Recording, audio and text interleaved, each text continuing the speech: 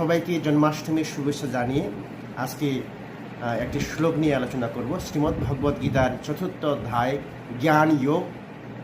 এখানে নবম শ্লোকে ভগবান শ্রীকৃষ্ণ বলছেন, জন্মা কর্মা চ মে দিব্যম এবং ইয়ো বেত্তি তত্ততঃ ত্যক্ত্বা দেহং পুনর্জন্ম নৈতি মামেতি অর্জুন। ভগবান বললেন, আমার জন্ম এবং কর্ম দুটোই দিব্য।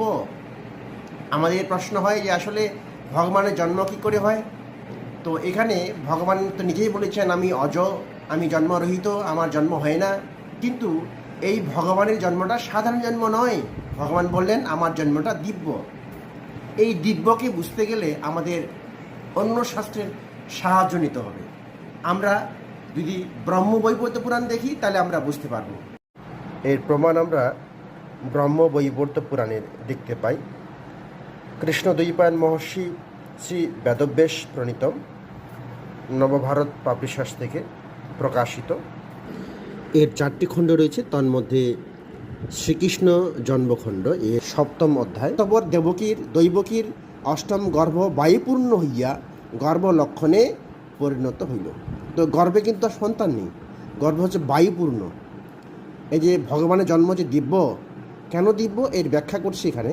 তৎপরে পতন মাত্রই জঠর হইতে বায়ু সকল নিঃসৃত হলো, অর্থাৎ বেলুন যখন ফুটো হয়ে যায়, ফুস করে শব্দ হয় এবং সব বায়ু নিঃসরণ হয়ে যায়, ঠিক সেই রকম দৈবকী মাতার যে গর্ভে যে বায়ু সকল ছিল সে নিঃসৃত হইল।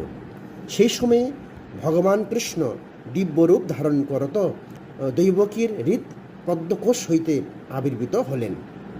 তাহলে আমরা হৃদদেশে অর্জুন তিষ্ঠতি, শ্রীমদ্ ভগবদ্গীতার 18 অধ্যায় 61তম শ্লোকে আমরা জানতে পারি যে ভগবান সকল হৃদয়ই রয়েছেন, আর ভগবান গর্ভে নয় বরং হৃদদেশে এটা অধিষ্ঠিত ছিলেন, এবং সেখান থেকে তিনি হৃদপদ্মকোষ থেকে আবির্ভূত হলেন। তার ভগবানের আবির্ভূত হয়েছে, জন্ম নেয়। তার এই জন্মটা দিব্য জন্ম বলতে পারবো, শুধু জন্ম বলা যাবে না। ভগবান দিব্য জন্ম হয়েছে। এই জন্য গীতায় শ্রীমদ্ ভগবদ গীতার 4র্থ অধ্যায়ে 9 নম্বর শ্লোকে তিনি বলছেন, জন্ম কর্ম চ মে দিব্যম। এখানে জন্মটা হচ্ছে দিব্য। এখানে বলে দিয়েছেন কৃষ্ণ দিব্য রূপ ধারণ করত দৈবকের হৃৎপদ্মকোষ হইতে আবির্ভূত হলেন। তাহলে শ্রীকৃষ্ণের আবির্ভাব তিথি আজকে। তাহলে আমরা বুঝতে পারলাম যে ব্রহ্মবৈবর্ত পুরাণ বলছে যে ভগবানের যে জন্ম সেটি দিব্য, সেই দিব্য জন্মকে বলা হয় আবির্ভাব। তাই আজকে ভগবানের আবির্ভাব তিথি। সবাইকে আবারও শুভেচ্ছা।